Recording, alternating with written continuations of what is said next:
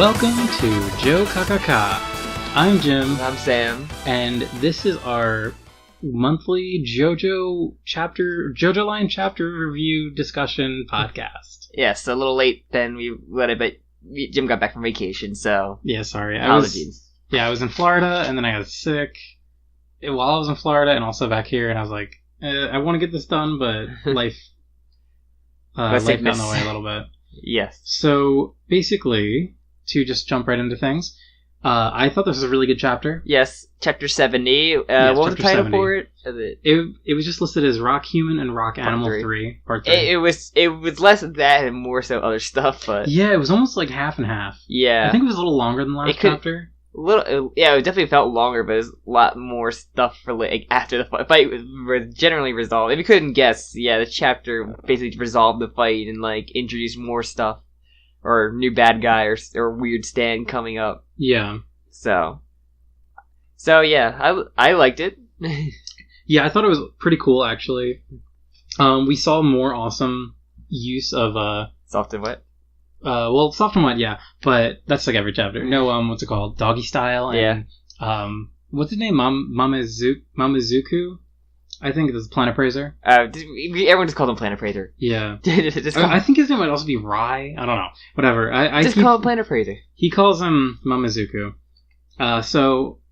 Basically, I think we'll just do a little quick recap. Yeah. So it begins. There's a cool little title card. I just want to show Sam. The fight stuff going on. There's a cool little title card of Gappy like doing a cool pose in front of the treads. Jojo Pose. Of Solatido. Mm-hmm. But I hate this because his legs are way too short. Jim, you don't question Jojo Pose. I know. Like, the problem is... literally 90s, like, Marvel cover art of, like, you don't judge anatomy. It's just the style of the era. But, like, I love the poses, but, like, Rocky's gotten good with body proportions recently. I would say. Recently. Like, I've been reading part 2 recently, and there's some times where Joseph's arm is, like, 40 feet long. The Pillar Men are, like, humongous. So the Pillar Men are just beyond humanly explanation. Alright, so I thought that was a funny little pose. But so, yeah, we kind of just have, the final act of the fight.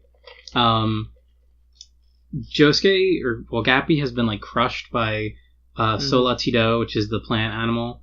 The rock animal. The rock animal. We haven't get to the plant people yet. Oh my god, this next part. And Urban Guerrilla has shot all of his stand. What's it called? His little viruses, like what's it called? Whatever his stand's called. Urban Guerrilla's his name. Yeah. Shooting weird, blood destroying stands is his game. Whatever. Not Green Day. It is close to. It's a Green Day reference. Brain Stew. It's called Brain Stew. Not Brainstorm. It's called Brainstorm. Yeah, Brainstorm is called Brainstorm. Yeah. Thank you. Okay. I am not intentionally. Sam, we are connected deeply on one level. Apparently. Okay, so we get like a nice Yasho cries out for him. Yeah. Urban Guerrilla he just kind of goes into this like plot dump where he's like, yeah, Kira and Damo had their whole shit going on. They just sold stuff, or like they just want to get money, or yeah. So essentially, what we learned here is interesting is that he knew all about what Kira and Josefume were doing with the new Jokakaka. Yeah, and he let Damo kind of go forward and like kind of test the waters, and then Damo obviously got fucking killed. He got his head just cracked open on the side of the street. Yeah, and no one cared. It was just a rock. But what we also learned is that he doesn't care about the money. No. It's all about this new fruit. Yeah, he like Damo cared about the money and like this whole market, but Urban Guerrilla is like, no, I care about this equivalent exchange. Like, what's Full Metal Alchemist? Yeah, it's all about that Philosopher's Stone. Exactly, and writing symbols in the ground. That's all I know about. Full Metal Alchemist. Well, anyone except for the main characters, or only a couple characters can do the thing where they just put their hands together and they can do alchemy. Everyone else has to make stuff on the ground, or like have a symbol on them. Interesting. Yeah. So, okay, here's where I was kind of thinking, because I just reread the chapter and just take these notes. So right after he's like, I care about only the biological equivalent exchange thing, then Gappy's like, hey, are you a doctor? Yeah, because it's talked about like in that. Yeah.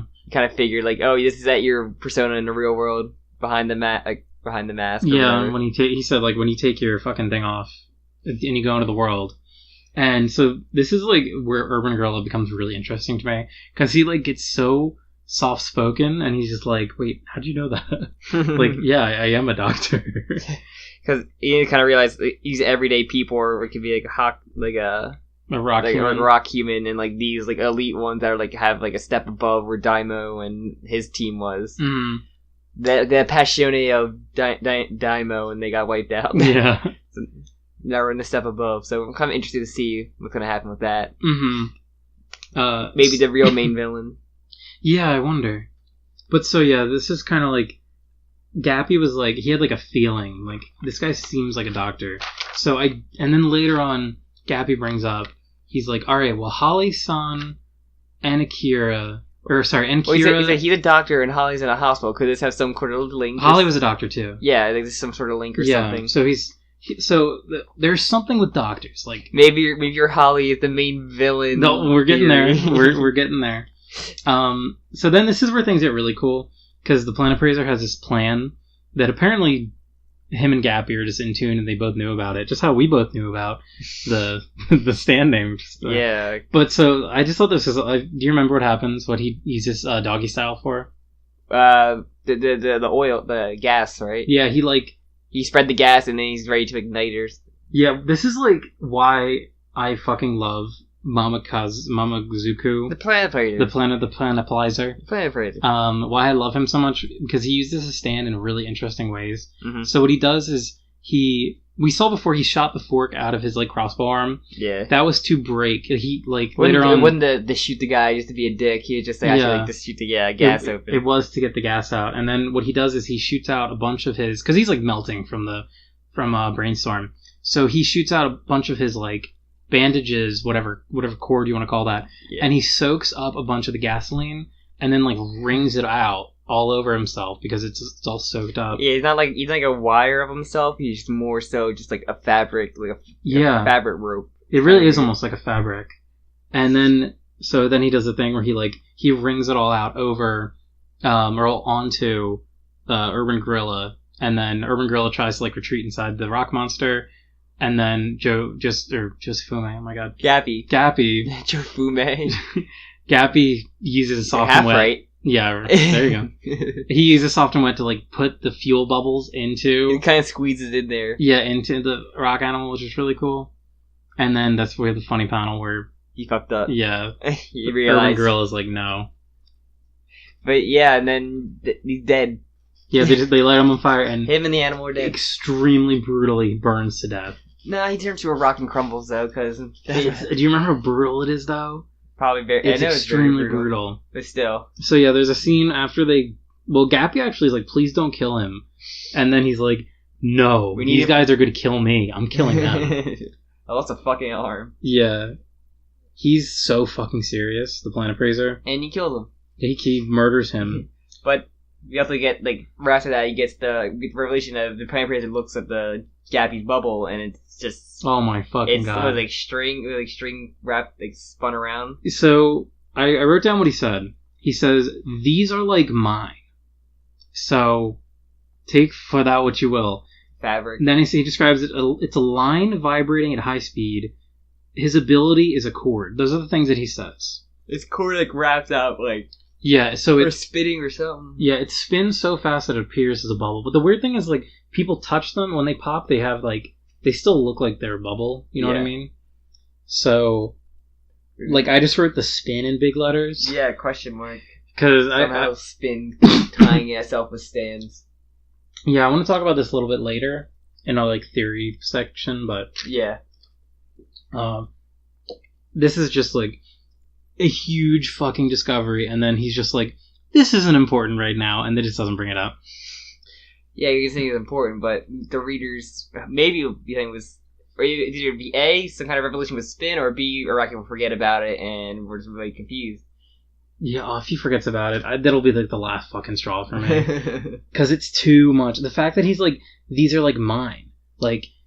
What? So are we saying Because the Planet Appraiser seems like he's pretty developed with his stand. Like, he seems like someone that can't develop it anymore because he has so many ways of using it. Are we going to see him, like, use this kind of weird spinning, like... I don't know. Rapid rotation, vibration, as he calls it? We have to figure out more about the Planet Appraiser, because with any characters, we would have a flashback of, like, their past by now. We haven't got his, like, flashback chapter. We got, what's it called? Joshu, we've gotten the mom, we've gotten, like, everyone. Numerous ones for Akira and Gappy. Yeah. That is Gappy's basically flashback, so. Yeah. So, like, let's see what that happens. So, anything else happen before they cut away to the Yeah, something very important, actually. So, well, they have the scene where they're just kind of like...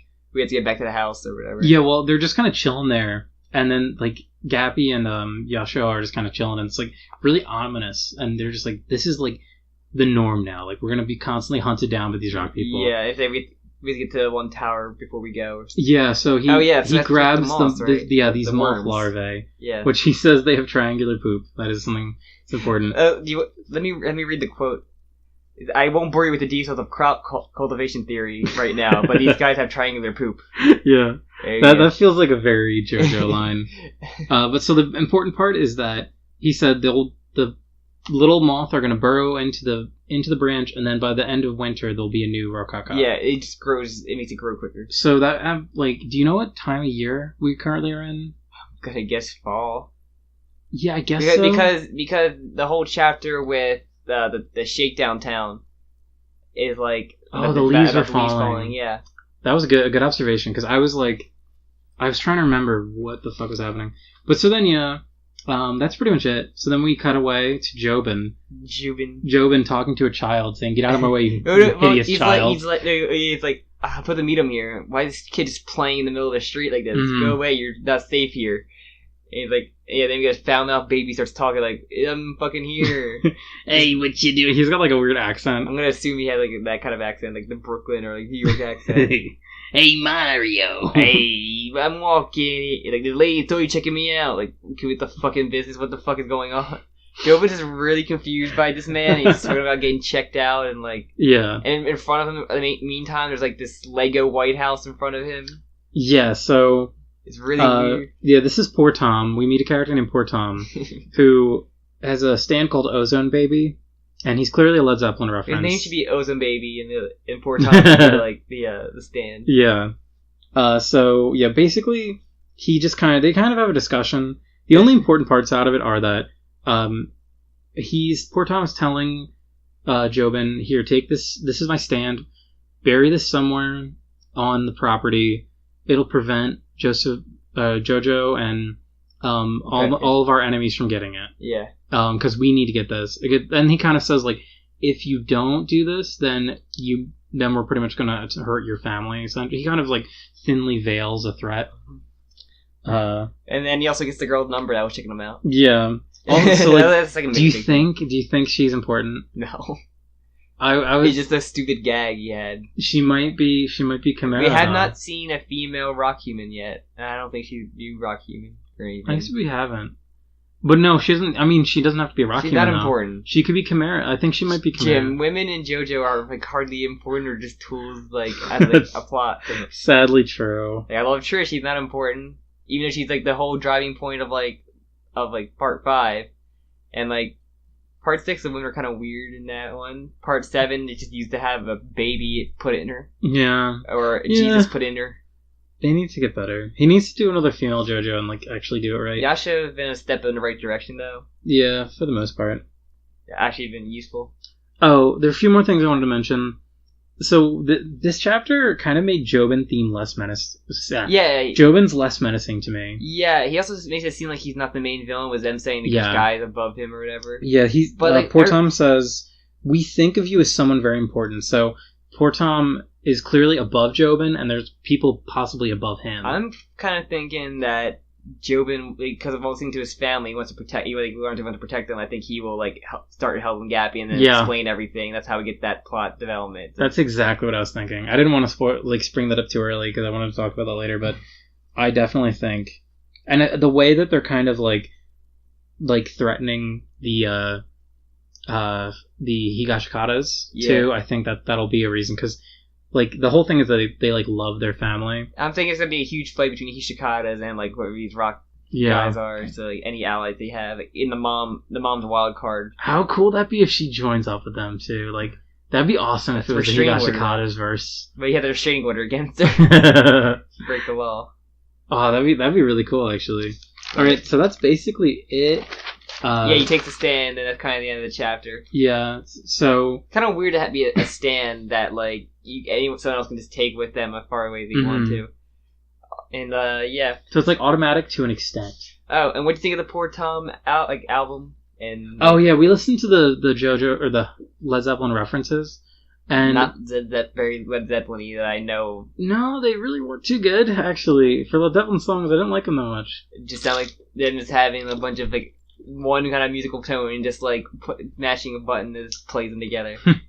Yeah, basically the whole plot of Poor Tom is about a guy who works really hard his whole life, then his wife cheats on him, then he kills her, then he goes to jail, and then it's okay, so the baby's gonna get that girl's number, marry her, then she's gonna cheat on him with another baby, and then like he's gonna kill her with a stand, whatever it does. And also, I don't know if you remember, but Poor Tom has a girlfriend because he said, "I'm going out to see my girlfriend at 7 tonight."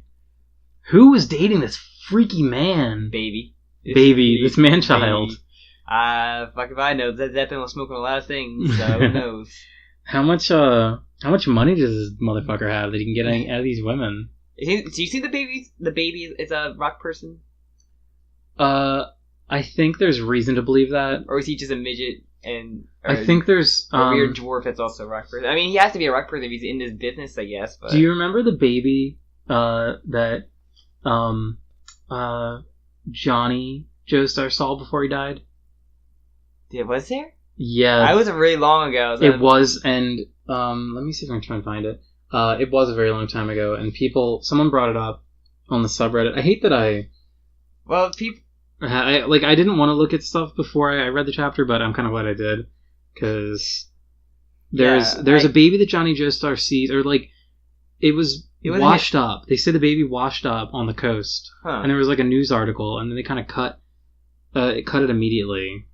Interesting. I don't remember that. I know. So people are saying maybe that was him as a child, and then he's just stayed. He just looks that way, like he never grew. Interesting. Oh, also, don't Google search Johnny Joestar baby. Just don't do it. Oh God, it's not good. How'd that go? It's creepy. A little creepy. Also, don't forget during this whole thing, Joan's like, "Do you just show me your stand? I feel like I've just seen your asshole." I forgot about that. He didn't say like that, but I was gonna say that's basically like in a way that like you never Rule 1 on JoJo, you never reveal your stand to any random person. You have to be like everyone meets everyone's stand in a fight, no matter if they become allies or not. Like Giorno's and Bruno's, they see it first in a fight. Like even like Jotaro and like Abdul and Polnareff and Kakyoin are all in fights. In part 5, they were like very hesitant to like you didn't find out because a huge thing was Fugo's until way later. You didn't find out a stand until like you always know Man in the Mirror. He was afraid to use his stand. He just didn't know why. Yeah, and like you thought it was just kind of like loose cannon when they had no control over. But so yeah, I wish I could go more into the baby thing. I can't find it right now. But there's like. Maybe if Araki's really seeding things like that early, it's possible that. But I think it makes sense for him to be a rock human if he's working with all these other rock humans. Yeah, we'll see. I mean, yeah. Hopefully 71 will be a good thing. So, do you think they're going to attack on their way back to the Hishikata farm, or do you think it's going to go like? I think it's going to be. That's going to be. I guess you make sense as prediction to chapter 71. What we think is going to happen? Yeah, that's a good place to go. So do you think it's just going to be like a plot dump, like a little bit more of a plot dump, or a flashback chapter, or just like them getting attacked by another stand like immediately on their way back, like on the street? I really hope that they just go like. I think we're going to see the effects of Ozone Baby next chapter. At least like the end of the chapter will lead up to it. Or have another weird Joshu spin-off chapter. That would be really shocking, actually, because considering all the hype that there is right now. But no, what I think actually will happen is, I think we're gonna have like a story dump chapter, and as they're on their way there, they're gonna get there, and then they're gonna be about to do their goal, and then Ozone Baby's gonna like steal someone, or that's how the chapter's gonna end. It's gonna I think it's gonna like trap you in like a pocket dimension thing. I think it's gonna be like a 4-dimensional hypercube, but it's gonna be a Lego hypercube. Because the way that he described it, he says that it closes off. He used the words "close off," so like I assume that it traps it. Yeah, it's something that traps you in like a way that you can't leave. But it's gonna be someone trapped in it. Like it's gonna be Joshu trapped in it, and like so it's not like you speak to Joshu from like. There's nothing there except for the little like block or something. Yeah, we'll see. It is interesting. So yeah, I think that's probably gonna be the next chapter. Is that what you're thinking too?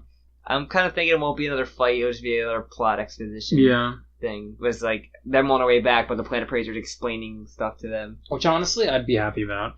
I like having a little bit of breathing room in between JoJo fights. Yeah. Well, any other? So I came up with a few theories. Theory time. So yeah, we already talked about this earlier. I said Jobin's going to become a good guy. I'm thinking too. Like he needs, I think, kind of get a redemption from like the whole childhood killing someone as a kid. Yeah. Kind of thing.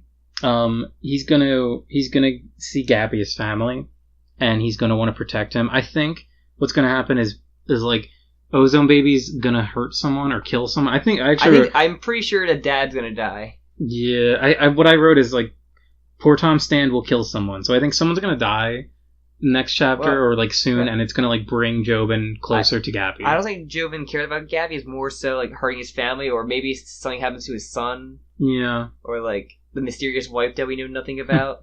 Yeah, well, his son's got that like ticking time bomb thing too. So he has like the curse that every firstborn has. Yeah. We haven't seen him in a while, so I'm surprised. I know, yeah. He's always like another side character that was always with them for a while. Mm-hmm. I also wrote Gappy Spin. So like, you think we'll get more development on Spin like that? Yeah, I was reading some things online. People were like theorizing if his stand's gonna evolve. Soft and Wet Requiem. Oh my god.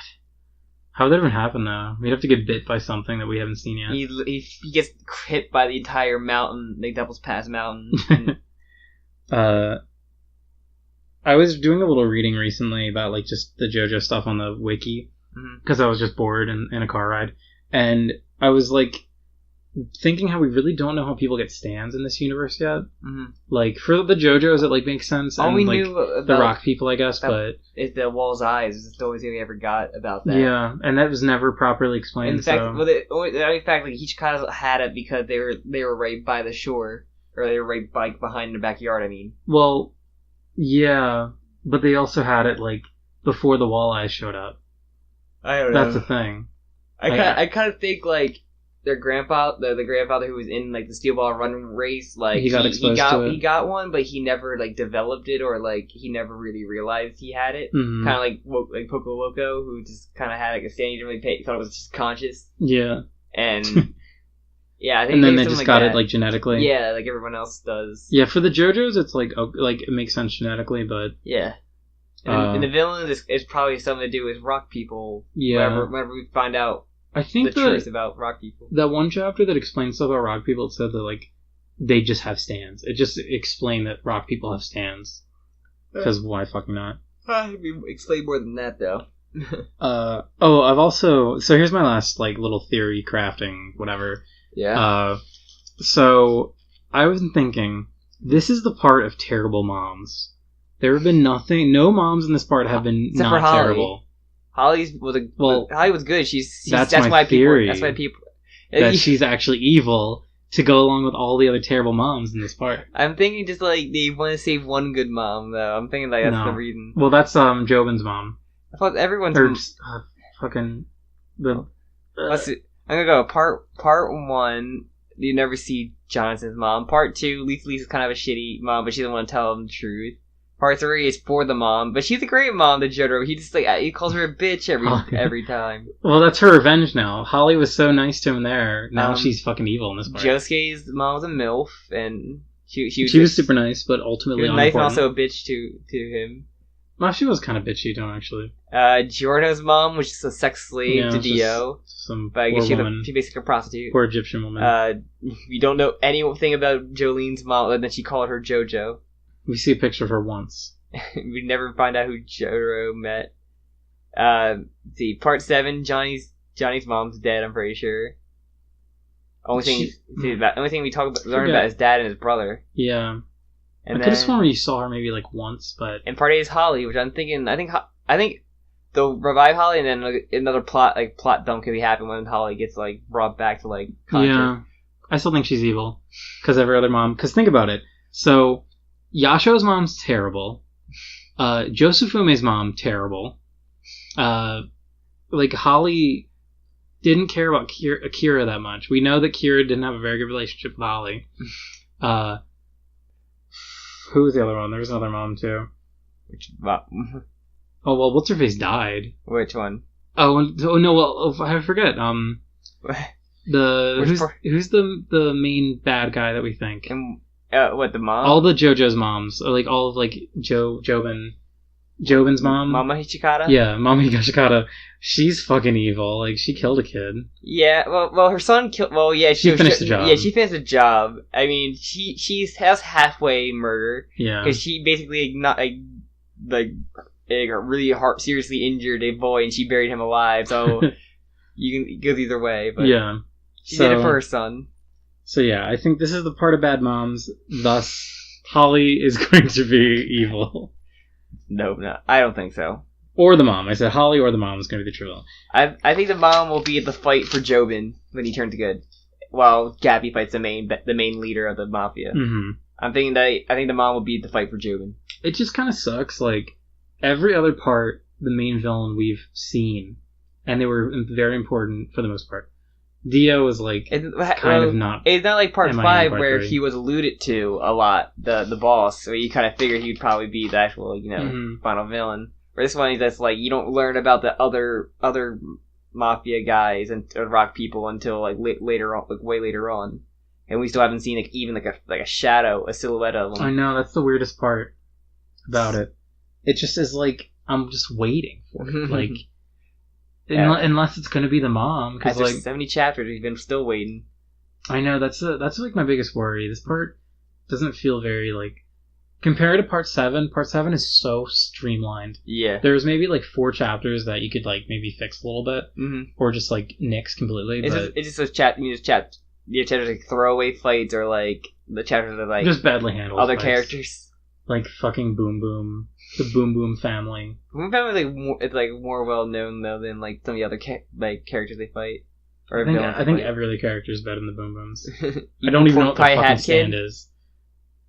He's like one of the lesser ones, but he's fine because that's an important that's important Johnny development chapter. Well, so with the 7-man or whatever that one. To Tattoo You. Yeah. Well, that had the benefit of being the cool like, oh my god, we have $4 million and we have to spend it in 5 hours. But the whole thing was just like, I finally made it. There's 7 of me. Like, we don't care. Like, we literally spent all this money. We don't care. Yeah, I liked how the chat. Like, the problem with that part was like, not killing a guy, but spending money. And there's a Grid Man who no one cares about. Chocolate Disco. Yeah, exactly. They just like literally just like, all right, we've run out of time for this fight. We need it to be over. We need to get Time Johnny to crawl into the sewers, like bleeding.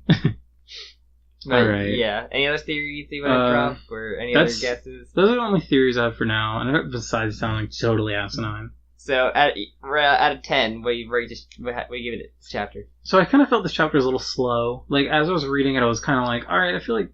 I mean, it was a little slow, but I liked the questions and developments that kind of came from it, so I think an 8.5. I liked it a lot more when I reread it. I'd probably give it around an 8, I guess. Yeah. It didn't, like, blow me away. Like, there was no, like, big, major...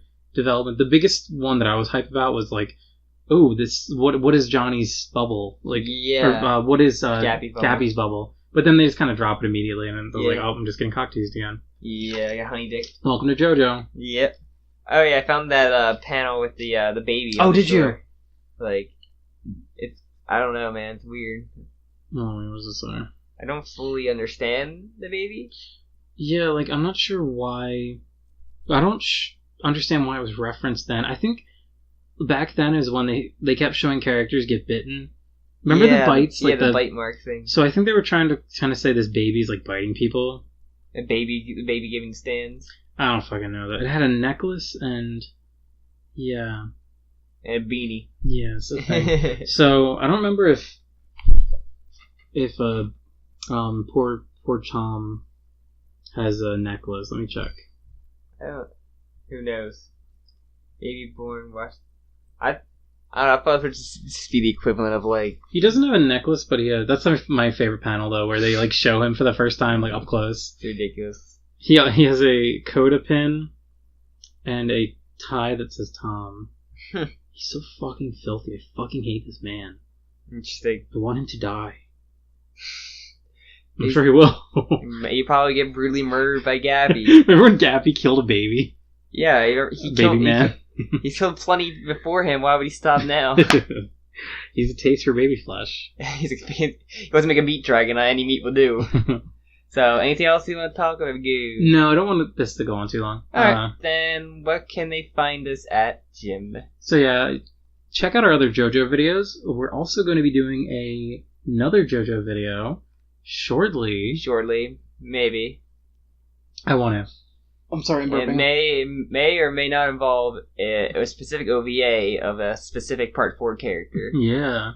It's finally what everyone's been asking for. They've been knocking on heaven's door for it. I can't even make the joke funny. What's the stand that is on your back? Cheap Trick. Cheap Trick. Finally, you get a Cheap Trick OVA, all about Cheap Trick. How did he get formed and where did he go? I heard that joke before, like an echo or two. Or maybe an act 3, maybe. Maybe an act. Alright, okay, so, yeah, check us out. We have spoiler cast for half of the JoJo parts. Yeah, 5 and up. And a couple episodes before this, we kind of did up to a current JoJo, which was like 60. Was it 61 we went up to, or 62? It was like 67. 67. Yeah, around there. Yeah. Because we've done the last like 3 or 4 Jokakakas. We wanted to be up to date, and we kind of just talked about like part 8 up to then. Yeah, so. I think that was a good choice. Yeah, I kind of like talking about it like when it's fresh and new in the mystery. Mm-hmm. So yeah. All right, and we also do a sister podcast called The Neon Cast. Yes. We try to talk about cat girl anime, which we hate, but normally we just talk about whatever we want. Yeah. That's semi-related. So we did a My Hero Ac episode. Yeah, My Hero. We have a Dragon Maid. We got Cat Planet Q. We got Hyper Police. All the deep cuts. All the deep cuts.